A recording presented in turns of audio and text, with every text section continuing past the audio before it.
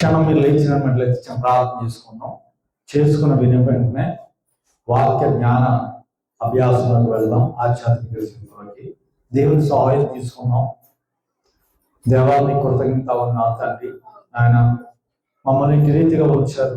మరి నిజమే దేవా, మరి ఆ జీవ గ్రంథంలో మా పేరు రాయబడి ఉంచాలనేది ఉంటే ఎంత శ్రేయస్కరమో మరి బిడ్డ ద్వారా మాకు అందించారు. వర్తమానం దాన్ని బట్టి వందనాలు, కృతజ్ఞతలు తండ్రి. నాయన ఈ క్షణము ప్రభువా రెండవ వర్తమానంగా నా ద్వారా బిడ్డలకి ఏ విషయాన్ని తెలియజేయాలని ప్రభా మీరు మాకు వివరించబోతున్నారో మీరే నా ద్వారా బిడ్డలకు చక్కగా ఉపదేశం అందించమని ఈ కొద్ది ప్రార్థన సమయంలో చేర్చుకుంటారని మీ ప్రియపుత్రుడు మా రక్షకుడు యేసు క్రీస్తు వారి యొక్క దివ్య నామం అడుగుతున్నాం పరమ తండ్రి. ఆమేన్. అందరికీ వందనాలు. కూర్చోండి. ప్రియ బిడ్డలారా,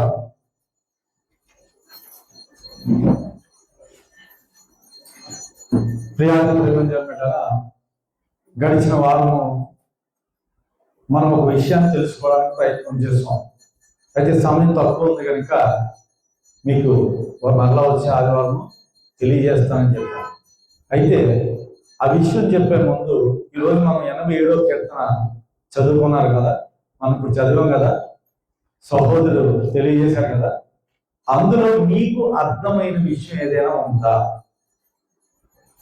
మీకు వినినటువంటి వాక్యం ద్వారా ఎవరైనా సరే ఒక లోతైన విషయం ఉందట, మీకు ఎవరికైనా అర్థమైందా?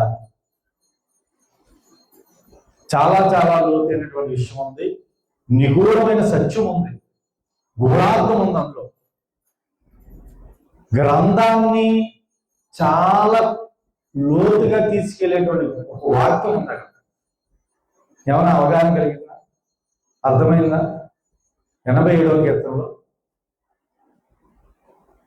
అక్కడ ఒక మాట ఉంది. మన జననం ఎక్కడ ఉందట? మన యొక్క జననం, మన పుట్టుక లోకంలో నేను పలానా దేశంలో పుట్టానండి, పలానా ప్రాంతంలో పుట్టానండి, పలానా ఇంటి పేరులో పుట్టానండి, లేదా పలానా కులంలో పుట్టానండి లోకం చెప్తారు. కానీ క్రైస్తవ్యంలోకి యేసు విశ్వాసం ఇచ్చిన వారికి ఒకే ఒక జననం ఉంది, మనకి మార్గం ఉంది. ఆ ఒక్క మార్గమే. స్త్రీ అని భేదం లేదు, పురుషుడని భేదం లేదు, ఒకే ఒక ఆత్మ నియమం ఉంది. అక్కడ కనబడతా ఉంది. మోసే ద్వారా లోకంలో ఏవేవో చెప్తారు, ఏవేవో అంటారు. మనం అందరం కూడా దేవుడి పిల్లలం. మనకి ఒకటే జాతి, యేసు అనే జాతి. మనది ఒకటే దేశం, పరలోక దేశం. మనం అందరం ఒకే కుటుంబ సభ్యులం. నీ కష్టం వచ్చినా నేను ఉండాలి, నాకు కష్టం వచ్చినా నీవు ఉండాలి. మనమందరం కూడా ఒకటే. యేసు అందే మన జననము, మనందరిది కూడా ఒకటే పుట్టుక. అది లోతైన విషయం ఉంది అక్కడ. అది చెప్పాలంటే సంవత్సరం పడుతుంది. ఎందుకంటే రాహాబు గారి నుంచి మొదలెట్టాం. చాలా లోతైన విషయం ఉంది అక్కడ. ప్రకటన గ్రంథం ఆగింది చివరి పుస్తకం. మేము మరలా చెప్తున్న ప్రకటన గ్రంథం తర్వాత నుంచే మన పుట్టుక మొదలైంది సువార్త వలన. మేము త్వరలో చెప్పబోతా ఉన్నాము ఒక మీటింగ్ మహాసభలో. మీరు ప్రార్థన చేయండి దేవుని కృప దొరికిలాగా. ఎందుకంటే లోకమంతా కూడా కులం కులం కులం కొడిచేస్తున్నారు. మనకున్నది కులం ఒకటే, వాళ్ళు యేసు అని మతంలోనే మనం ఉన్నాము. అక్కడ మతం లేదు, లోక మతం ఉంది, మనది మార్గం. నీవు నమ్మినా నేను నమ్మినా మనందరి జనం ఒకటే. లోకం వేరు, మనం వేరు. లోకంతో మనం ఉన్నాం కనుక ప్రేమ దేవుని వెళ్ళాలి. మనందరికీ ఒక గొప్ప ఉంది. అయితే రెండవ వర్తమానంగా మనం గడిచిన వారము లూకాసు వార్త 16వ అధ్యాయము 10వ వచనం నుంచి 13వ వచనం వరకు చదువుకున్నాం. 13వ వచనంలో ఒక మాట ఉంది, ఎవరైనా తీసినట్లయితే చదవండి. 16వ అధ్యాయము 13వ వచనం. ఏ సేవకుడును ఇద్దరు యజమానులను సేవింపలేడు. వాడు ఒకని ద్వేషించి ఒకని ప్రేమించును, లేక ఒకని అనుసరించి ఒకని తృణీకరించును. మీరు దేవునిని సిరిని సిరిని సేవింపలేరని సేవింపలేరని చెప్పాను. అంటే ఒక విశ్వాసి గాని ఒక సేవకుడు గాని ఏ పురుషుడైనా ఏ స్త్రీ అయినా ఇద్దరు యజమానుల కింద పని చేయలేడు. ఇద్దరు యజమానుల కింద పని చేయలేడు. మునుపటి వారం మీకు చెప్పాను, ఏ పురుషుడు కూడా ఇద్దరు స్త్రీలను ప్రేమించలేడు అనే విషయం మీరు చెప్పుకుంటూ శరీర ఆలోచనలని మీకు ఈరోజు చెప్తాను చెప్పాను. అట్లాగే ఏ మానవుడు కూడా ఒక యజమానుడి కింద పని చేయలేడు. ఎందుకు పని చేయలేడు? ఒకరికేమో ప్రాధాన్యత ఇస్తారు, మరొకరికి ప్రాధాన్యత తగ్గిస్తారు. ఒకరిని బాగా ప్రేమిస్తారు, మరొకరిని అతి తక్కువగా ప్రేమిస్తారు. ప్రేమించడం పెట్టారా? ఏ వ్యక్తిని కూడా ఇలా చూడండి, చాలా మంది తండ్రిని ఒకలా ప్రేమిస్తారు, తల్లిని ఒకలా ప్రేమిస్తారు. తల్లికి ఇచ్చేటువంటి ప్రేమ ఒకలా ఉంటది, అయితే ఒకరిని మాత్రమే ప్రాధాన్యత ఇస్తారు. అలాగే తల్లిని చూసి భయపడితే తండ్రిని చూసి ప్రేమను కనబడతారు, తండ్రిని చూసి భయపడితే తల్లికి ప్రేమ కనబడదు. వారికి కష్టం వచ్చింది అనుకోండి, తల్లికి కొంతమంది చెప్పుకుంటారు, కొంతమంది తండ్రికి చెప్పుకుంటారు. ఎందుకు ఈ విషయం చెప్తా అంటే, ఏ పనివాడు కానీ, ఏ సేవకుడు కానీ, ఏ విశ్వాసి కానీ ఇద్దర్ల కింద పని చేయలేడు. ఎవరు వారు? లోకానికి సంబంధించినటువంటి యజమానుడు ఎవరు? సిరితో కూడుకున్నటువంటి అపవాది సైతాను. వాడి కింద నువ్వు పనిచేస్తే ధన వ్యామోహం ఎక్కువగా ఉంటది. వాడి కింద పనిచేస్తే శరీర కోరికలు ఎక్కువగా ఉంటాయి. వాడి కింద పనిచేస్తే పాపభీతితో జీవిస్తావు. వాడి కింద పనిచేస్తే సమయం వాడికి ఇస్తావు. వాడి కింద పనిచేస్తే కనీసం వాక్యం వినడానికి కూడా నీ మనసు ఆగరించదు. వాడి కింద పనిచేస్తే నీవు ఉన్న దాంట్లో తృప్తి పడలేవు. వాడి కింద పనిచేస్తే నువ్వు లోకం గురించే చింత ఉండదు తప్ప, శరీర కోరికలు తీర్చుకుంటావు తప్ప, నీ భౌతిక విషయాలను దృష్టి పెడతావు తప్ప, ఇంక ఏ రకంగా చూస్తున్నా నువ్వు కుటుంబం పక్కన పెట్టి వాడితో జీవిస్తూ చివరికి నువ్వు నరకానికి వెళ్ళడానికి ఇష్టపడతావు. ఎవడా యజమాని? సిరితో కూడుకున్నటువంటి లోక సంబంధి అపవాది సైతాను. వాడికి ఆలోచన ఎట్లంటే లోకంలో తీసుకెళ్లి నిన్ను నరకాన్ని తీసుకెళ్ళడం వాడి పని. మరొక యజమాని ఉన్నారు, ప్రభు అనేటువంటి దేవుడు, యేసుక్రీస్తు ప్రభువారు. ఈ యజమానుడు ఎలాగంటే ఇతరులకు ఉపయోగపడే రీతిలో నీకు కష్టం వచ్చినా, నీకు నష్టం వచ్చినా, నీకు బాధ వచ్చినా, నీకు దుఃఖం వచ్చినా, నీవు ఏ రకంగా చూసినప్పటికీ కూడా ప్రేమను పంచుతావు. ప్రేమను ఏం చేస్తావు? పంచుతావు. ఆ ప్రేమ ఎలా ఉంటది? నువ్వు నష్టపోతావు. ఆ ప్రేమ ఎలా ఉంటది? నువ్వు కష్టపడతావు. ఆ ప్రేమ ఎలా ఉంటది? నువ్వే ఇబ్బంది పడతావు. మరి లోకంలో ఉన్న ప్రేమ, నీకు ప్రేమ ఎలా ఉంటదంటే, లోకంలో ఉన్న ప్రేమ గిఫ్ట్లు ఇస్తే మరోలాగా, నీకు సహాయం చేస్తే ఇంకోలాగా, ఇది ఒకవేళ నలుగురిలో పొగిడితే ఇంకోలాగా, లేదు నీకు అవసరమైనటువంటి అవసరాలు తీరిస్తే మరోలాగా. ఎక్కడ ప్రేమ ఎలా ఉంటది? నీ అవసరం తీర్చకపోయినా, నిన్ను ఇబ్బంది పెట్టినా, నీకు నష్టం వచ్చినా, నీకు బాధ వచ్చినా, నీకు దుఃఖం పెట్టినా, అక్కడికి వాడు నీ శత్రువు అయినా ఈ ప్రేమ ఎలా ఉంటది? మరవదు, తగ్గదు. అందుకే అన్నాడైనా, ఇద్దరు యజమానులకు దాసులుగా ఉండలేదు, ఇద్దరు యజమానులు సేవకులుగా ఉండలేదు, ఇద్దరు యజమానులు ప్రేమించలేదు. ఆ వాక్యం చెప్తారు మాట నల్ల చదువుతా మీకు అర్థమవుతా ప్రేరణ కదా. ఏ సేవకుడును ఇద్దరు యజమానులను అంటే ఏంటి? సేవించడం అంటే పూజించడం, పూజించడం, ఆరాధించడం, ఆయనకి ప్రాధాన్యత ఇవ్వడం, ఆయనకు విలువ ఇవ్వడం. ఏ సేవకుడు చేయలేదట. మరి లోకంలో ఉన్న సేవకులు ఎలా ఉన్నారంటారు? సేవకులు ఎలా ఉన్నారంటారు? సంఘంలో వచ్చింది. ఇప్పుడు సంఘం ఏం చేస్తున్నారు? సంఘంలో ఉన్నటువంటి సేవకులు ఎలా చేస్తున్నారు? కింద చెప్పారు కదా, ఉంటే అతుడు లేదా ఇటుడు, ఉంటే అటుడు లేక ఇటుడు. ఆ గట్టును ఉంటావా? ఈ గట్టును ఉంటావా? ఏ గట్టును ఉంటావు?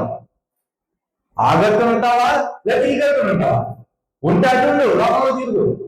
తాగుతావో, తింటావో, విచ్చలవిడిగా ఉంటావో, జోయిగా ఉంటావో, పాప బీటి ఉంటావో, మోసం చేస్తావో, ఇతరులు దోచుకుంటావో, దాచుకుంటావో, ఇక ఈ పాపంతో ఎన్ని పనులు చెడ్డ పనులు చేయాలన్నీ చే లోకంలో ఉండి ఆ యజమానుడి కింద ఉంటాడు. ఒకవేళ ఈ యజమానుడి కింద ఉంటే వడ్డీ తీసుకోవడానికి భయపడతావు, మోసం చేయడానికి భయపడతావు, దొంగతనం చేయడానికి భయపడతావు, అబద్ధం ఆడడానికి భయపడతావు, అన్యాయం చేయడానికి భయపడతావు, నీతిగా జీవించడానికి కష్టపడతావు. ఆ యజమానుడికి ఈ యజమానుడికి కొన్ని వ్యత్యాసం నీ వ్యక్తిత్వంలో కనబడుతుంది. అందుకే ముందు చెప్పాను, ముందు వారం మీకు వ్యక్తిగా ఉంటావా, వ్యక్తిత్వంతో విశ్వసనీయత కనబడతావా? విశ్వసనీయత ఎప్పుడైతే కనబడతావో నీలోని పుష్పించే గుణం బయటపడతావు, ఫలించే బుద్ధి బయటకు వస్తుంది, పరిపక్వత వస్తుంది. అసమానతల మధ్య సంఘర్షితులైనటువంటి నీ స్థితిని వెలుగైన పరిస్థితులకు దేవుడు తీర్చునగాక. ఆమేన్.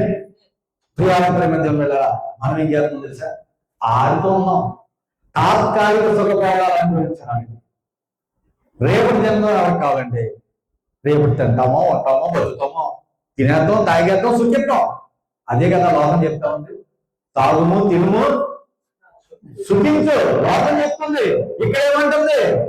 అవసరమైతే కొవ్వొత్తులాగా, అవసరమైతే కొవ్వొత్తులాగా కరిగిపో. కొవ్వొత్తి ఏం చేస్తుందండి? నీకు నాకు ఒక గదిలో కొవ్వొత్తి అంటించాం అనుకోండి, కొవ్వొత్తి ఏం చేస్తుంది? నిన్న అంటించాం, 2 రోజులు పోయి వచ్చేవాళ్ళు కొవ్వొత్తులు అలాగే ఉంటుందా?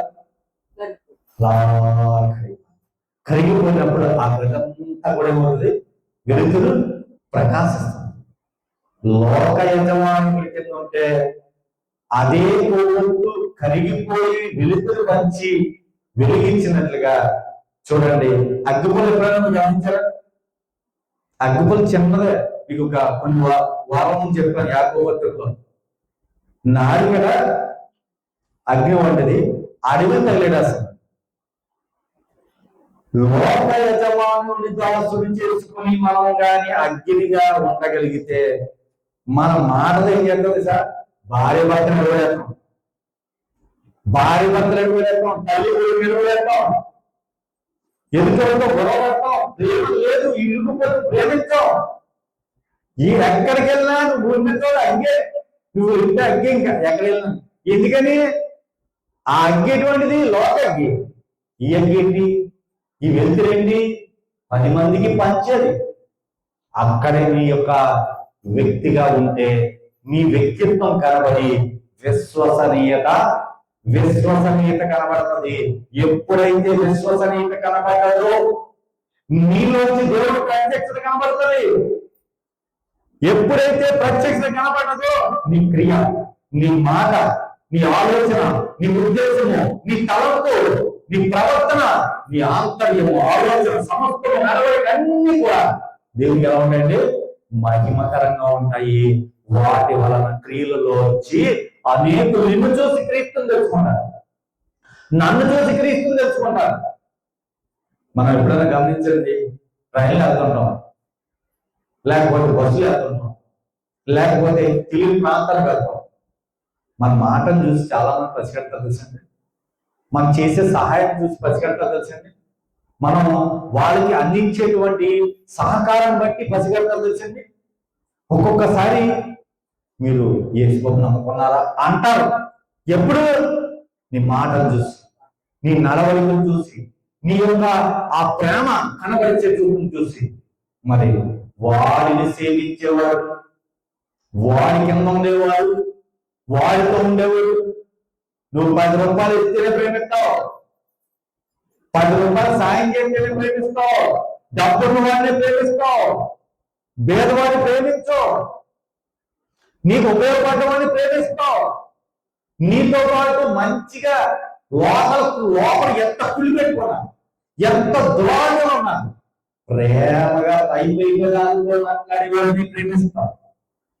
కానీ నిన్ను తిట్టినా, నిన్ను దూషించినా, నిన్ను మాట్లాడినా, ఏమన్నా దేవుని ప్రేమను బట్టి ఎలా చేస్తావు తెలుసా? ఈ యజమానుడి కింద ఉంటే, ప్రభు యజమానుడిగా చేసుకుంటే, వారు మనసులో బాధ పెట్టుకున్న వారు ఏం చేస్తారు?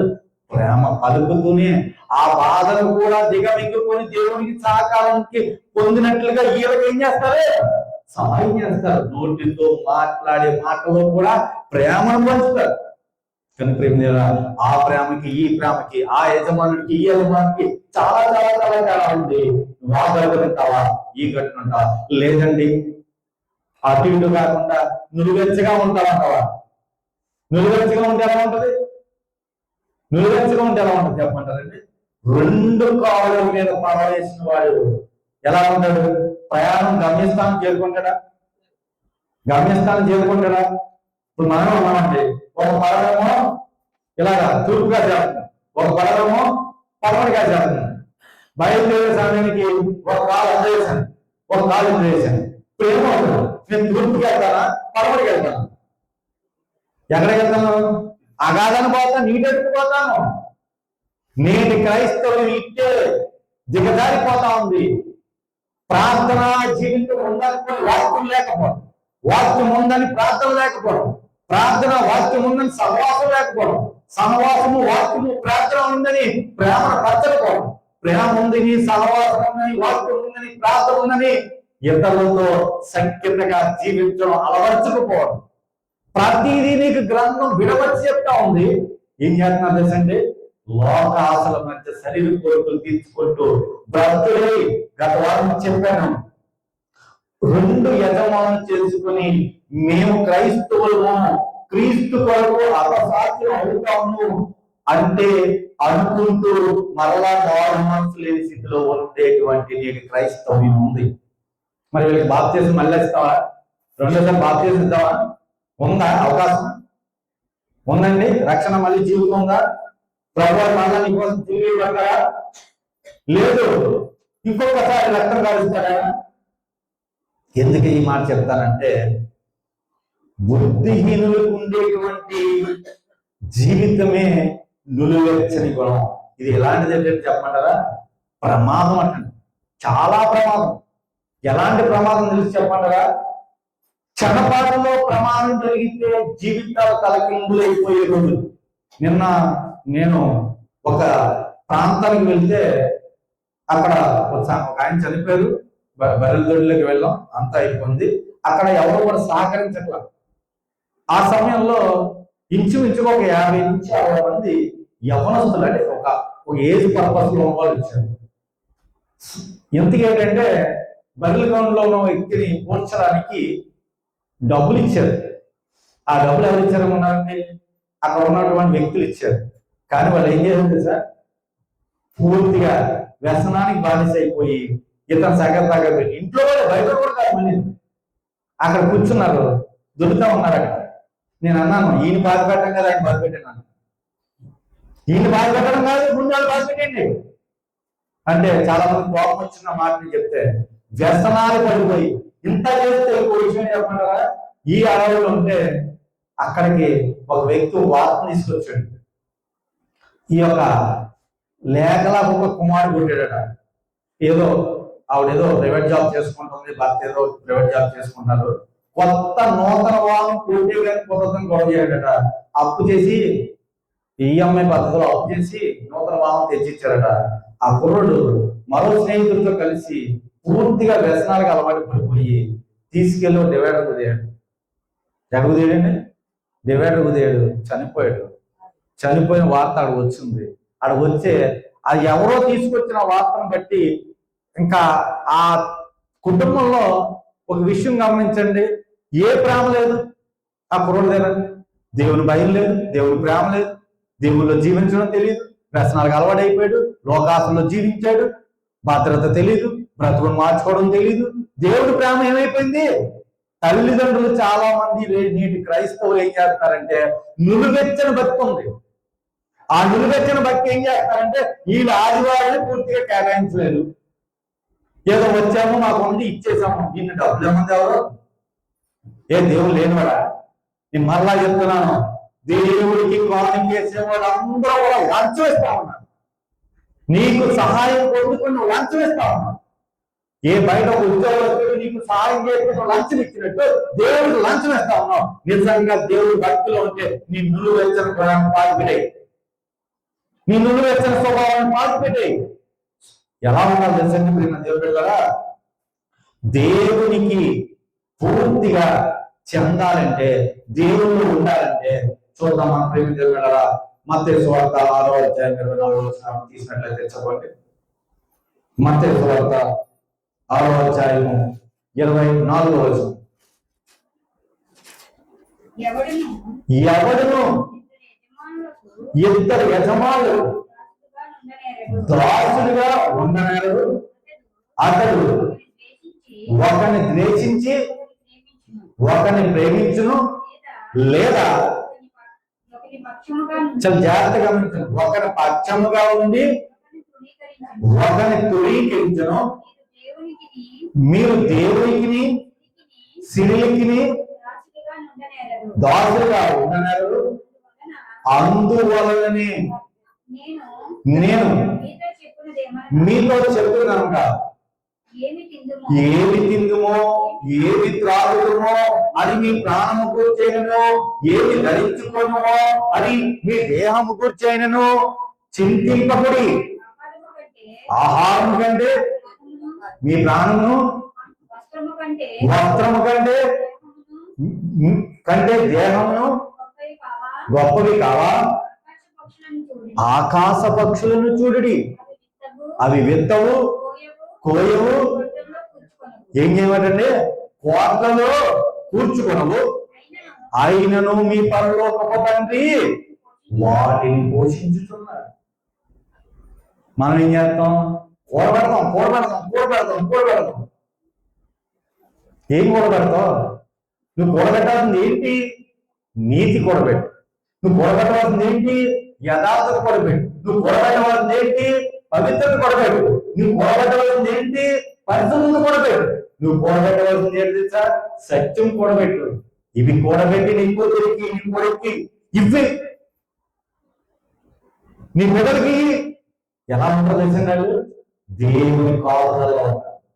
లోకాశల మధ్యకి వెళ్ళరు, లోక కోరికల మధ్యకి వెళ్ళరు, పాప భీతి ఉండదు, ధనాపేక్ష ఉండదు. సమయం దేవుడికి ఇచ్చి దేవుడితో జీవించి దేవుడితో పాటు జీవించి వారు ఉన్న దాంట్లో తృప్తి కలిగి జీవించడం నేర్చుకుంటారు. అధికంగా వాక్యం తృప్తి కలవాడు ధన్యులు ఏం చెప్తారని దేవుడితో చెదరు. మత్తయి 5:5 చదువుకోండి. తృప్తి ఉంది, నువ్వు దేవుడితో ఉంటావు. మనం ఏం చేస్తాం? అద్దింట్లో ఉన్నప్పుడేమో సొంతిలో వెళ్తాం, సొంతింట్లో ఉన్నప్పుడేమో ఇంట్లో సామాన్లు అడుగుతాం, సొంతింట్లో ఉన్న తర్వాత సామాన్లు అడిగిన తర్వాత ఇంకేమంటారు? ఇంకేమి పై సౌండ్ చెప్తున్నారు, ఇల్లు లేక పైన. అద్దిల్లేమో సొంతిల్లు కావాలి, సొంతిల్లు లేకేమో పై ఇల్లు లేక సామాన్. ఒక ఆవిడ అలాగే ప్రార్థన చేస్తే, దేవుడు సహాయం చేస్తే అద్దిల్లో ఉంటే ఇల్లు కట్టుకుంటారా. ఇల్లు కట్టుకుని అన్నా చేసిన తర్వాత అయిపోయాక పాస్టర్ గారు అన్ని చేసిన సేవకుడు, అయ్యా మీరు ప్రార్థన చేయండి అయ్యా, మా ఇంట్లో ఇల్లంతా ఖాళీగా ఉందయ్యా అంటే దేవుడు ప్రార్థన చేశాడు. పాస్టర్ వెళ్ళిపోయాడా? కొన్ని వారాలు గడిచాక రావడం మానేసినాడు. ఏం చేసినట్టు? రావడం మానేసినట్ట. ఏంటి రావట్లేదని చెప్పేసి సేవకులు ఆవిడ ఇంటికి వెళ్ళారట. వెళ్తే మీరు భలే వచ్చారండి బాబు, మీకు చెప్తాం అనుకున్నా అని చెప్పేసి గబగబా టీ పెట్టించి అన్ని చేసి మీరు ప్రార్థన చేశారండి, మా ఇల్లు అంతా నిండిపోయిందండి. కానీ ఇప్పుడు దొంగలు వచ్చేస్తారని భయపడుతుందండి. అందుకని ఎక్కడికి వెళ్తున్నాను. ఇప్పుడు అర్థమైందండి, ఇల్లంతా నిండిపోయిందట, కానీ దొంగలు వచ్చేస్తారని భయపడుతుందట. ఇప్పుడు ఎక్కడికి వెళ్ళాలని రావడానికి కుదరలేదట. కానీ ప్రేమ దేవుడా, నీవు అలా ఉన్నావా? నువ్వు గుణం ఉంటే నువ్వేమైపోతావు తెలుసా? దిగజారిపోతావు. చివరికి నరకానికి వెళ్ళిపోతావు. నీ యజమానుడు ఎవరో తెలుసుకో. కనుక మరొకసారి వచ్చిన ప్రకటన గ్రంథము 3వ అధ్యాయము 15-16 వచనాలు ఎవరో తీసినట్లయితే చదవండి. బయటికి భక్తి కనబడుతుందట, లోపల ఏమో తెలుసండి? కుళ్ళు, కుశుద్ధం, స్వార్థం, మోసం ఉంటదట. ఎవరంటే వీళ్ళు? బయటికేమో క్రైస్తవులా కనబడతాడు, లోపల మాత్రం లోకానికి అతుక్కుపోతాడు. ఎలా ఉంటాడంటే లోకంతో అతుక్కుపోతాడు. ఎవరికనో నులువెచ్చని క్రైస్తవుడు. చదువునా 3:15. నీ క్రియలను నేను ఎరుగుదును. నీ క్రియలను నేను ఎరుగుదును. నీవు చల్లగానైనను వెచ్చగానైనను. నీవు చల్లగానైనను వెచ్చగానైనను లేవు. వెచ్చగానైనా అంటే ఉంటే చల్లగా ఉండు, ఉంటే లోపల తిరిగి. నేను దేవుడి దగ్గర రమ్మంటే ఎవరు? నీవు ఉంటే లోపల తిరుగు, పోతే నరకం పోతావు. పాపంతో జీవించు, పరిశుద్ధంగా ఉండద్దు, అపరిశుభ్రంగా ఉండు, అన్యాయం చెయ్యి, అక్రమం చెయ్యి, లోపల తిరుగు. నేను రమ్మను దేవుడు. ఉంటే నువ్వు వెచ్చగా ఉండద్దు, వెచ్చగా ఉండు, లేదా చల్లగా ఉండు. అందుకే చెప్తాను, చదవండి, చదువు. నీ క్రియలను నేను ఎరుగుదును. నీ క్రియలను నేను ఎరుగుదును. నీవు చల్లగానైనను వెచ్చగానైనను లేవు. నీవు చల్లగానైనను వెచ్చగానైనను లేవు. నీవు చల్లగానైనను వెచ్చగానైనను ఉండిన మేలు. ఉంటే చల్లగా ఉండు, లేదా వెచ్చగా ఉండు, అలా ఉంటే మేలు. వెచ్చగానైనను చల్లగానైనను ఉండక, చల్లగానైనను వెచ్చగానైనను ఉండక నులువెచ్చగా ఉన్నావు గనుక. ఎలా ఉన్నారంటే నేను క్రైస్తవులు నులువెచ్చగా ఉన్నావు. నులువెచ్చగా ఉన్నారు అంటే ఏం చేస్తున్నారు? ఇటు పక్క తూర్పుకి వెళ్తాం కాసేపు. ఎలా ఉంటారంటే ఆదివారం నాడు పరిశుద్ధత, తెల్లని వస్త్రాలు, చేతిలో బైబిల్. చూసే వాళ్ళందరూ చూస్తాము, వీళ్ళంత భక్తుల్లో, వీళ్ళంత ప్రార్థనా పనులు, వీళ్ళు మెడలో సిలువ, పైకి చూస్తే భక్తి, లోపలంతా కూడా ఆంతర్యం. దేవుడు తెలీదా? నువ్వు వెలుపట అలంకరించుకున్నావు, లోపల అలంకరించుకోవాలా వద్దా? లోపల అలంకరించుకోవాలా వద్దా? అలంకరించుకోవాలంటే ఏం చేయాలి? ఉంటే అటుండు, లేదా ఇటు. ఆ గట్టును ఉంటావా, ఈ గట్టును ఉంటావా? నేను ఎక్కువ మీకు ఇలా చెప్తే సంఘంలో విశ్వాసం రాయండి. సంఘంలో విశ్వాసం రాదు. ఎందుకని? మా పాస్టర్ గారు ఎప్పుడు మా గురించి చెప్తున్నారండి. అంటే మా గురించే అటువంటి వాక్యం ముందు నిలబడితే నువ్వేంటో లోపల ఆంతర్యం చెప్పాలి. నీ మనసు ఏంటి, నీ హృదయం ఏంటి, నీ ఆలోచన ఏంటి, నీ ఉద్దేశం ఏంటి, నీ ఆంతర్యం ఏంటి, నీ స్వభావం ఏంటి, నీ గుణం ఏంటి, నీ లక్షణం ఏంటి, లోపల చూపిస్తుంది. అది ఈ వాక్యం యొక్క ప్రత్యక్షత. ఆ ప్రత్యేకత నీకు కావాలంటే నువ్వు వాక్యం ఉన్న చోట నిలబడాలి, నిలువరించుకోవాలి, క్రమంగా ఎదగాలి, భక్తిలో ఉండాలి. చదువు అక్కడి నుంచి నీవు వెచ్చగానైనా చల్లగానైనా ఉంటే ఉన్నావు కనుక నేను నిన్ను నా నోట నుండి ఉమ్మివేయను ఉద్దేశించుతున్నాను. ఏం చేస్తున్నాడటండి? నోట నుండి ఉమ్మివేయ ఉద్దేశిస్తాడు. వాక్యం చెప్తున్న మాట. ఉంటే అది ఉండు, లేదు ఇటు. వేడిగా ఉంటావా, మంచిదే. ఉంటావా, చల్లగా ఉండు. లేదు అటుగా ఇటుగా ఉన్నావా, నోటులు చేస్తున్నాను, ఉమ్మివేయుచున్నాను. నీవు దౌర్భాగ్యుడవను. నీవు చాలా భయంకరమైన మాట అండి. నువ్వెచ్చగా ఉంటే మాట్లాడే మాట. నువ్వు దౌర్భాగ్యుడివి, దిక్కుమాలిన వాడవను, దిక్కుమాలిన వాడివి, దరిద్రుడవను, దరిద్రుడివి, గుడ్డివాడవను. ఇంకేంటంటే గుడ్డివాడు. అంటే నువ్వెచ్చని క్రైస్తవుడిగా ఉంటే, అవిశ్వాసిగా ఉంటే, అపనమ్మకంతో ఉంటే, ఏ రకంగా జాగ్రత్త లేకుంటే, శ్రద్ధ లేకుంటే నువ్వెవరట దౌర్భాగ్యుడివి, దిక్కుమాలిన వాడివి, దరిద్రుడు, ఇంకేంటంటే దరిద్రుడివి, గుడ్డివాడవు, ఇంకేంటంటే కళ్ళుండి పోయకుండా వాడివి. దిగంబరుడవై ఉన్నానని. ఇంకేమంటాడంటే బట్టలు వేసుకున్నాను అనుకుంటున్నావు, నీకు దిగంబరుడివి. ఎంత భయంకర మాట చూడండి, ఎంత భయంకరంగా మాట. ఉందా భయం నేటి క్రైస్తవంలో? ఉందా జాగ్రత్త నేటి క్రైస్తవంలో? ఉందా శ్రద్ధ నేటి క్రైస్తవంలో? లేదు. ఆదివారం నడుస్తాం, ప్రభు బలలో చేకూర్చుకుంటాం, మళ్ళా ఆదివారం దాకా గ్రంథాన్ని ఏం చేస్తామండి? దాస్తాం. నేను ధనవంతుడు. మళ్ళీ మనకు కష్టం రావాలి, మళ్ళీ మనకు బాధ రావాలి. మళ్ళా సోమవారం నాడు, మంగళవారం, బుధవారం, గురువారం, శుక్రవారం, శనివారం ఎవరన్నా చెప్పాలి. చుట్టాలు వస్తే ఇంకా అసలు పోతుందనుకోండి, మళ్ళీ అది వండి పెట్టాలి కదా. మళ్ళీ రారని భయం.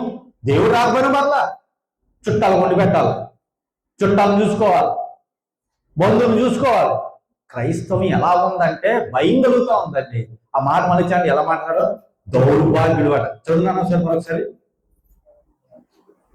నీవు దౌర్భాగ్యుడివి, దిక్కుమాలిన వాడువు, దరిద్రుడువు, గుడ్డివాడువు, దిగంబరుడు అయి ఉన్నావు. ఏంటంటే ఏటన్నాడు? ఎరుగక. నేను ఎందుకమ్మంటున్నాడు? ఎరుగకపోవడం ఏంటి? తెలియదా బాప్తీసం తీసుకున్నప్పుడు? తెలియదా మారు మనసు ఉన్నప్పుడు? తెలియదా ప్రభువుని తెలుసుకున్నప్పుడు? కానీ మనం ఏం చేస్తాం? అవకాశవాదులు. ఎంత అవకాశం తెలుసండి? రోగం వచ్చిందనుకో బాబాయ్ 40 రోజుల ఉపవాసం చేసేస్తాం. బాధ వచ్చిందనుకో మనంత భక్తి ఇంక ప్రార్థన పొద్దున మధ్యాహ్నం రాత్రి బాబు. ఒకవేళ అప్పులు ఎక్కువైపోయింది అనుకోండి మా బాబు ఇంకా చూసేవాళ్ళు ఎలా ఉంటారంటే ఎంత భక్తి అండి ఎవరికి. బిడ్డలు ఎవరు చూడట్లేదు అనుకోండి, మనం ఎవరు ప్రేమించగా ఆదరించగా చూడలేదు అనుకోండి, ప్రభా నన్ను ఇంతగా విడిచిపెట్టేశాను. ఎలా ప్రార్థన చేస్తామంటే చాలా గమ్మత్తైన ప్రార్థన కనబడుతుంది. కంటిన్యూ నేను ధనవంతులను ఏమనుకున్నాడంటే నేను ధనవంతులను ధనవృద్ధి చేసి ఉన్నాను, ధన వృద్ధి చేసి ఉన్నాను. నాకేమీ కొదవలేదని చాలా మంది ఏం చేస్తున్నారంటే పోగేసుకుంటున్నారు అంతే లోకాన్ని. పోగేసుకోవడమే. కనుక ఒక్క క్షణం దేవుడు గాని నీ ప్రాణాన్ని అడిగితే ఆ మనుక్షణం నీదనుకున్నది, నీతో ఉన్నదనుకున్నది, నీతో జీవించేది అనుకున్నది ఏమైపోద్ది? ఏమైపోద్ది? నీతో పెట్లు పెడతారా? నీతో పెట్లు దాస్తారా? చాలా మంది ఏం చేస్తున్నారంటే పోగేయడానికి ఇస్తావా వాళ్ళ సమయం, పోగేయడానికే. ఈ ధనం ఎవరికి కావాలి? నీ దాతృత్వం లేని మనస్తత్వం లేకపోతే చాలా మంది ఇది ఏం చేస్తారంటే సంపాదించి సంపాదించి సంపాదించి సంపాదించి సంపాదించి ఒక క్షణంలో ఒక రోజు ఒక గడిలో ఏం చేస్తున్నారంటే చివరి రోజు వృద్ధాశ్రమంలో బంధువులతో స్నేహాలు చేస్తూ చివరికి భ్రష్టులైపోతున్నారు. ప్రేమ దేవుని బిడ్డలారా చదువు కంటిన్యూ చేస్తున్నాను. నాకేమీ కొదవలేదని చెప్పుకొనిచున్నాను. ధనం సంపాదించి చాలా మంది నాకేం పొదులేదు, నాకేం పొదులేదు. నీకేం పొదులేదు అనుకుంటున్నావు, ధనం ఉండి పొదులేదు అనుకుంటున్నావు, కానీ నీకు అన్ని కొదులే. నీకే కాదు నాకే కాదు అన్ని కొదులే. మనకు ఉండవలసింది తెలుసండి ఏసు ఉండాలి. ఏసు ఉండాలి. ఆ ఏసు ఉంటే నీకు ఏ పొదువు ఉండదు. మనం ఏం చేస్తాం? ఏసును పక్కన పెట్టేస్తాం, మరి దాని గురించి దాని గురించి ప్రయాసపడతాం. చాలా మంది సమయం దేవుడికి ఇవ్వట్లేదు. అది మీరైనా నేనైనా క్షణం మాత్రమే ప్రాణం పోతారు. ఏమో నువ్వు సంపాదించినంతా కూడా మంచోళ్ళు చెడ్డోళ్ళు వచ్చేవాడు, ఆ తర్వాత వచ్చేవాడు నీతి మంత్రులు అనీతి మంత్రులు, అబద్ధమో అసత్యమో తెలియదు. కనిపించే వెళ్ళాలా కంటిన్యూ చేయండి. నీవు ధనవృద్ధి చేసుకున్నట్లు నీవు ధనవృద్ధి చేసుకున్నట్లు అగ్నిలో కొట్టుకు వేయబడిన బంగారమును అగ్నిలో కొట్టుకు వేయబడిన బంగారము నీ దీపముల నీ దీపముల కనబడకుండా ఎవరి గురించి చెప్తా ఉన్నదంటే వాక్యము చాలా మంది కూడా దేశానికి మాట అంటాడు ప్రకటన గ్రంథంలో, ఆత్మ చెప్పు మాట చెవు గలవాడు వినుగాక అంటాడు. ఈ మాట చదువుతున్నప్పుడల్లా నాకు క్రైస్తులకి చెవులు లేవని చెప్తాను. ఎందుకంటే ఇందాక నేను ఇప్పుడు వచ్చేటప్పుడు ఒక కుర్రోడు చెవులు పెట్టుకున్నాడు, పెట్టుకొని వచ్చేస్తా ఉన్నాడు, డైరెక్ట్ గా వచ్చేస్తా ఉన్నాడు. నేను ఆరం కొడతామని వచ్చేస్తా ఉన్నాడు. క్షణంగా దగ్గరికి వచ్చాక నన్ను చూసి బండి లెఫ్ట్ తీసాడు, లేకపోతే అతను నేను గుర్తిస్తున్నాను. నాకు ఇప్పుడు అనిపించింది ప్రభు వారు ప్రకటన గ్రంథంలో అన్నిసార్లు ఎందుకు రాశారు? ఆత్మగా గలవాడు విను విను విను విను. కనుక అమ్మ మెసేజ్ మధ్యలో కూర్చున్నాము, క్షణం కూర్చున్నాము దయచేసి. ఎందుకంటే మీ ప్రార్థన కన్నా మెసేజ్ మధ్యలో అర్థం చేసుకోండి. ప్రియమైన దేవుని బిడ్డలారా, శరీర స్వభావం గలవారు దేవుణ్ణి సంతోష పెట్టలేరు. రోమీయులకు రాసిన పత్రిక 8వ అధ్యాయము 5-8 చూద్దాం. శరీర స్వభావం గలవారు దేవుణ్ణి సంతోషపెట్టలేరు. శరీరానుసారులు శరీర విషయం మీద మనసు ఉంచుతారు. శరీర విషయం ఏంటి? కుటుంబము, లేకపోతే దాచుకోవడము, సుఖంగా ఉండడం, మన దేహం గురించి. అంటే శరీరము గలవారు శరీరాలు గలవారు దేవుడు ఏం చేస్తారంటే సంతోషపెట్టలేరు. అది మీరే కావచ్చు, నేనే కావచ్చు, మరి ఎవరైనా కావచ్చు. కానీ ఆత్మానుసారులు ఆత్మ విషయం మీద మనసు ఉంచుదురు, శరీరానుసారమైన మనసును శరీరానుసారమైన మనసు మరణమును, మరణమును, ఆత్మానుసారమైన మనసు ఆత్మానుసారమైన మనసు జీవమును, జీవమును. సమాధానమునై ఉన్నది. చూడండి, నీకు సమాధానం లేదు, నీకు కుదురు లేదు, లేదు నీకు ఏ రకంగా చూసినా మనసులో ఏదో వెలుగుంది. దానికి గల కారణం ఏంటి తెలుసంటే, మనలో ఏముంది? ఆ పై మాటలు చెప్తా ఉన్నాడు, శరీర గుణం ఉంది.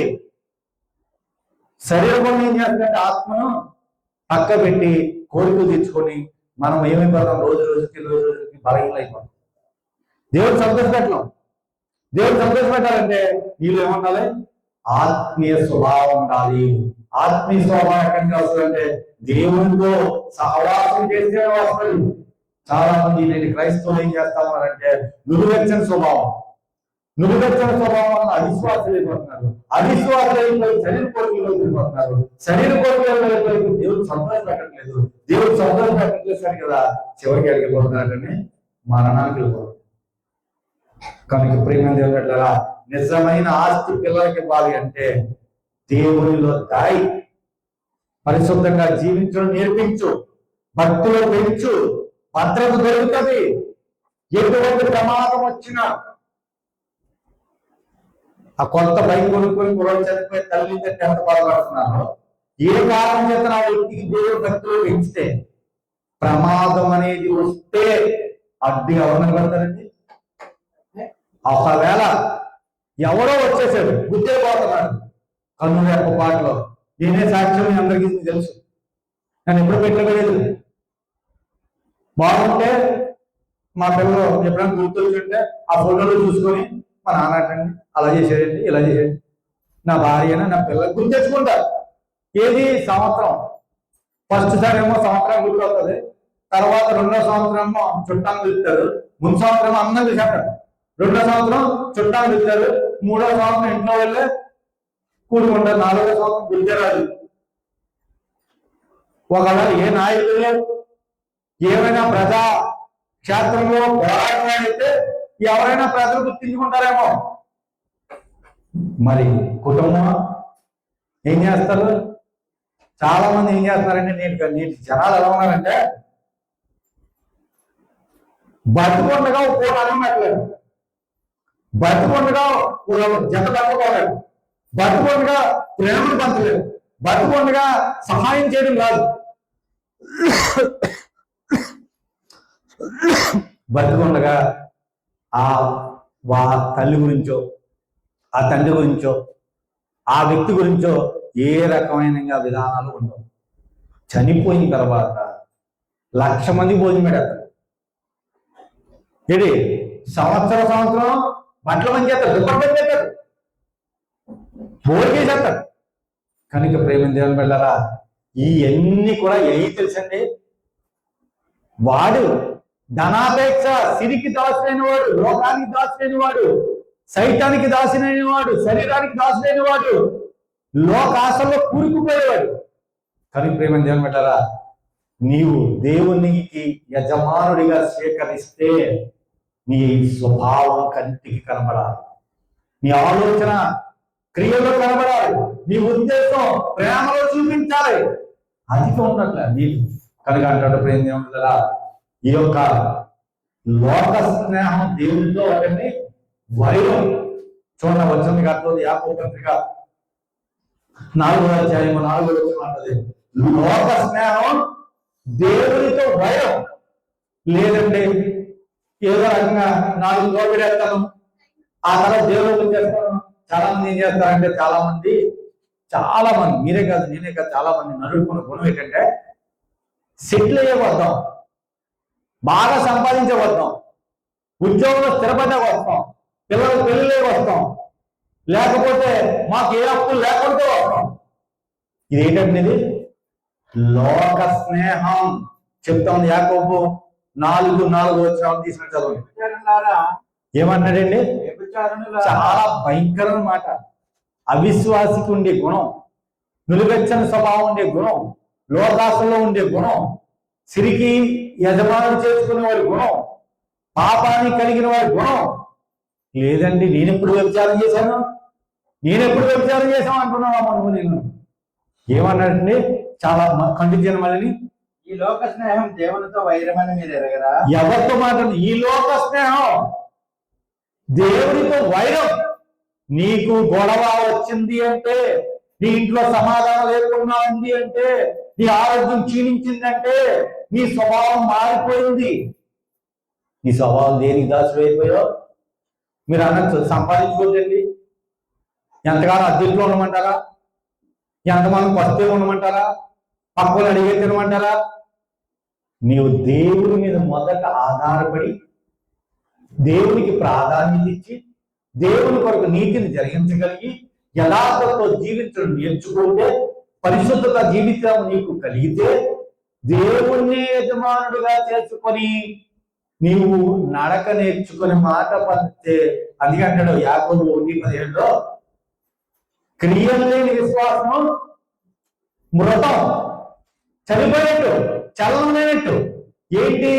చాలా మంది ఏం చేస్తారంటే, క్రియలు ఉంటాయి, విశ్వాసం ఉంటుంది, విశ్వాసం ఉంటుంది, క్రియలు ఉంటుంది.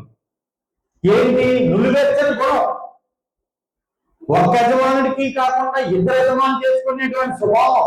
ఏంటి? ఇద్దరు యజమానులు, క్రియలు ఉంటాయి, విశ్వాసం ఉంటుంది, విశ్వాసం అంటే క్రియలు. ఒక అడుగు ఒక అడుగు. కానీ ప్రేమించగలరా, నీవు నేను ఎలా ఉన్నాను అంటే, వాడిని యజమానం చేసుకుంటున్నాం, వాడితో ఉండడానికి ఇష్టపడుతున్నాం, వాడితో నడడానికి ఇష్టపడతా ఉన్నాం. కనుక వాడితో ఉంటే డబ్బు పోగోదు. నేనైతే పోగోదని చెప్పను. నీకు ధనం ఎక్కువ వచ్చేస్తుంది, కానీ నెమ్మది ఉండదు, సమాధానం ఉండదు, ప్రేమ ఉండదు. నీ జీవితంలో అనేక కలవరపాట్లు వస్తాయి. ఒకవేళ దేవుని నమ్ముకున్నాక వచ్చినప్పటికీ కుదుర్చుకోవడానికి నిలబడడానికి నీకు నీవుగా దేవుని ఏమవుతుంది? శక్తి దొరుకుతుంది. తద్వారా భవిష్యత్తు ప్రయోజనంగా మార్చబడుతుంది. మీకు ఎప్పుడు చెప్తా ఉంటా నేను, మరలా చెప్తున్నాను, రెవల్యూషన్ త్రూ జనరేషన్ స్టార్ట్ అయింది. చాలా మందికి అర్థం కాల. ఈ రోజు 87వ కీర్తనలో మాట ఉంది. నాకు ఆ వాక్యం రాగానే చాలా సంతోషం వేసింది. మనం అనుకుంటా సంపాదించి మన కొరకు మన పక్కన ఉండే కొడుకు కొరకు ఉంటాం. దేవుడు ఏమనుకుంటుంది సార్?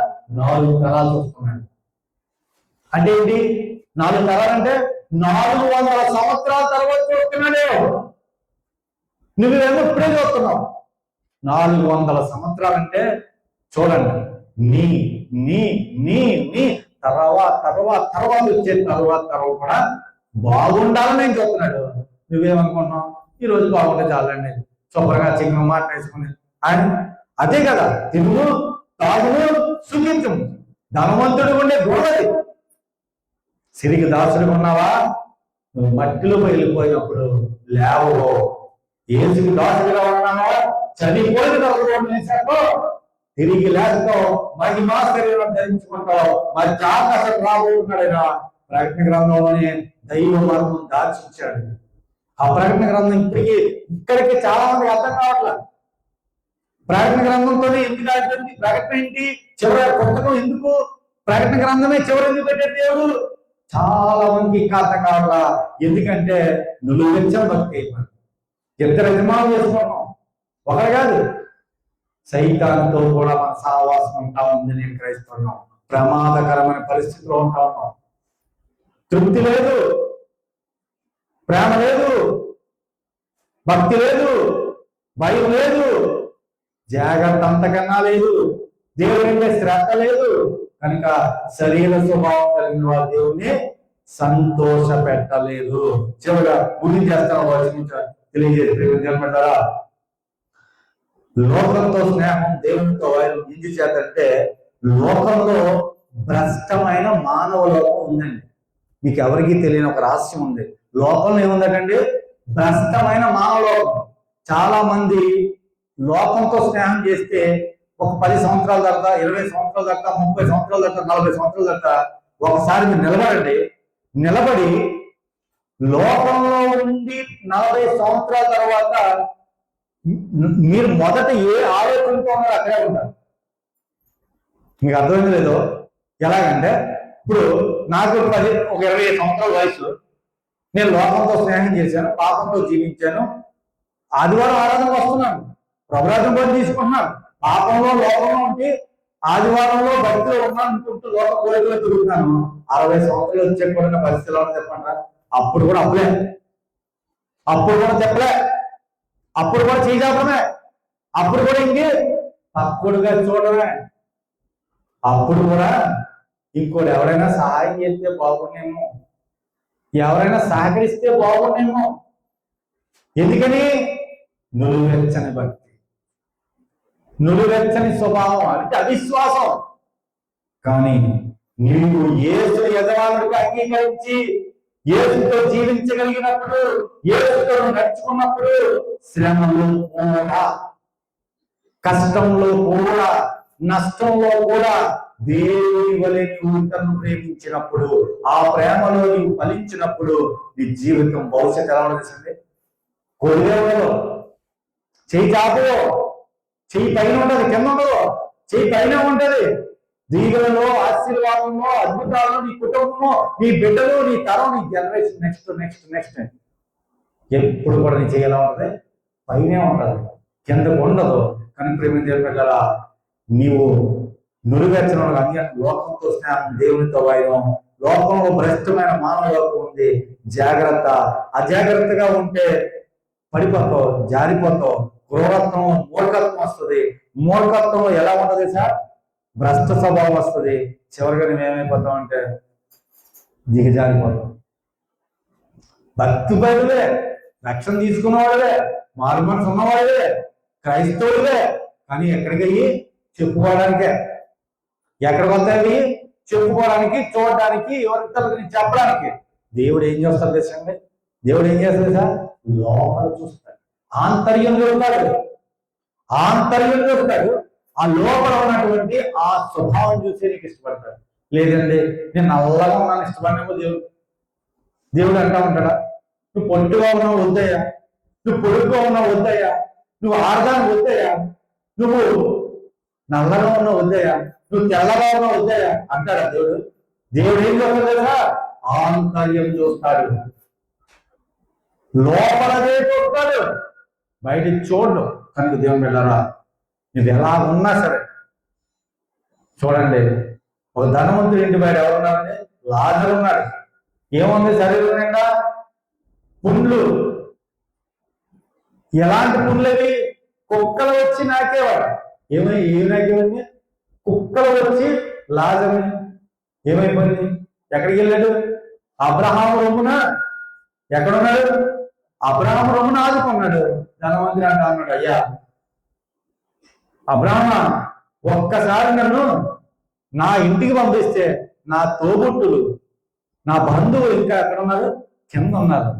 ఒక్కసారి చెప్పేస్తాను, అక్కడ నరకం ఉంది, అక్కడ అగ్ని ఆరదు, పురుగు చావదని. లేదంటే నువ్వు ఒక్క సహాయం చేసి పెట్టు, ఒక్కసారి నేను వెళ్ళి మళ్ళీ వచ్చేస్తాను అంటే అప్పుడు అబ్రహ్మ ఏమంటాడండి?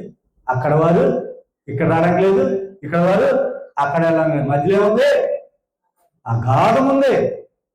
ఒక్కసారే నరుడిగా శరీరంతో జీవించినప్పుడే తెలుసుకో, నేనే రక్షణ దినము ఇది కాదు, దేవుడికి బహుమానం.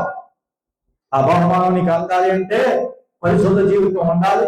ఆ బహుమానం నీకు అందాలి అంటే ఇంకేముండాలంటండి? నిజాయితీ ఉండాలి.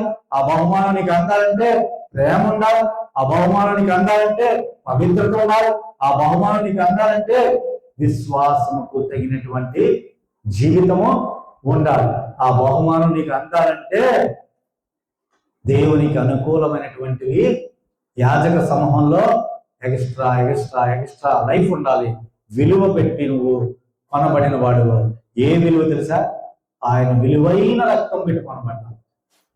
ఏమిచ్చి నువ్వు తెచ్చుకోలేదు. మనందరూ నీతిమంతులు అంటే ఒక మాట చెప్పండి.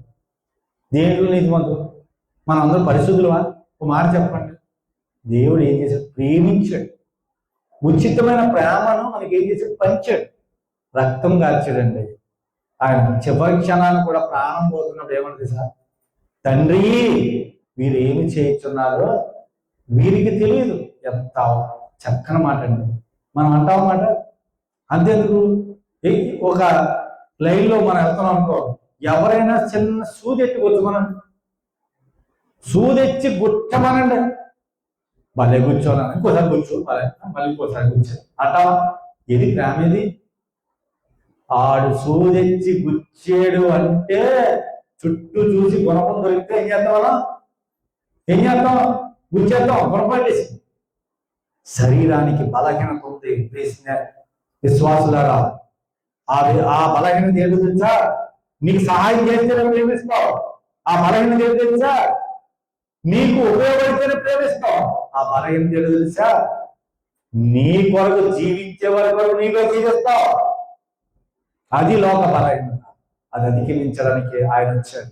ఎలా వచ్చాడు తెలుసండి? పాప శరీరాకృతిలో వచ్చాడు. వాక్యమై మన మధ్య ఉన్నాడు. నిన్ను వెలిగించాడు. నువ్వు వెలగాలని ఆశపడతాను.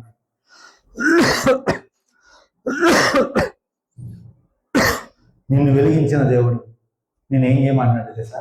మోసం చేయి, దొంగతనం జోలికి వెళ్ళకు, శరీర కోరికలు తీర్చుకోకు, ధనాపేక్ష పక్కన పడే, తాత్కాలిక సుఖాన్ని వద్దు. పాప జీవితం మనకి అస్సలు వద్దు. పై భక్తిగా ఉండకు. క్రూరత్వాన్ని తీసివే, మూర్ఖత్వం పక్కన పడే. ఎలా ఉంటుందో తెలుసా? చెడుకు దూరంగా ఉండు. నీవు దేవుని ప్రేమతో జీవించు. ఒకరోజు ఎలా ఉంటుంది తెలుసా? నీవు దుర్వాసన ప్రాంతానికి వెళ్ళినా, కొట్లాట్ల మధ్యకి వెళ్ళినా, గొడవల మధ్యలోకి వెళ్ళినా నీ వలన కుటుంబం కట్టబడుతుంది. ఆ దుర్వాసన పోయి మంచి వాసన వస్తుంది. నీ ప్రేమ ఇతరులకు కనబడుతుంది. క్రియల్లోంచే చూపిస్తాం దేవుని వెళ్ళారా. అందుకే ఏ పని చేసినా దేవుని చిత్తానికే విడిచిపెట్టి ప్రార్థన చేయి. కళ్ళు మూసుకున్నాం, దేవుని అడుగుదాం. ఒకవేళ ఇంకా ఉన్నాం చూద్దాం. ఆ క్షణం కొరకే మనం ఎదురు చూద్దాం. ప్రియాత ప్రేమించడం వెళ్ళారా. దేవా నీకే కృతజ్ఞత తండ్రి. మరి ఏ వాక్కుతే మమ్మల్ని గద్దించో ఎదురు శరీరం కోరికల వైపు వెళ్ళకుండా ఆత్మ నియమం చెప్పిన పరిశుద్ధి కలిగి దేవుని శక్తిలో మేము బలపడి అనేకుల కొరకు జీవించే స్థితిని మాకు దయచేయమని విన్న వాక్యం ద్వారా లోతైన జ్ఞానాభ్యాసం కలిగి తండ్రి ఆత్మీయ జీవితానికి తగినట్లుగా అంతరంగాన్ని మేము మనస్సును హృదయమును మీ వైపు తిప్పుకొని తండ్రి లక్ష్యము మీరే, మా లక్ష్యము మీరే, మా విశ్వాసము మీరే, మా యొక్క గురి మీరే. మరి పరిగెత్తుతున్నాం దేవా. కష్టాన్ని, నష్టాన్ని, బాధని, దుఃఖాన్ని దిగమందుకొని ఆనందంలో, సంతోషంలో నీ ఉన్నావనే బాధలో కూడా నిన్నే సంతోషపరిచి నీ కొరకు పరిగెట్టే పనులు మాకు దయచేయండి అయ్యా. మా పిల్లలకు నిజమైన ఆస్తి నీ ప్రేమయ్యా. ఆ ప్రేమలో పెంచితే అదే ఆస్తి. మేము సిరికి దాసులు కొనకుండా దేవునికి దాసులుగా మమ్మల్ని అడుగుచు. నీవే యజమానుడివి, మరొక యజమానుడు లేడు మాకు. ఆ యజమానితో మాకు పని లేదు. నరకానికి పోవడానికి ఇష్టపడకుండా విశ్వాసం తగినట్టుగా భారమని తెచ్చుకొని బాధ్యత తీసుకొని రక్షించబడ్డామేమో. యేసుని రక్షకుడితో ఈ రక్షణలో జీవితాన్ని జీవించడానికి ఇష్టపడుతున్నాం.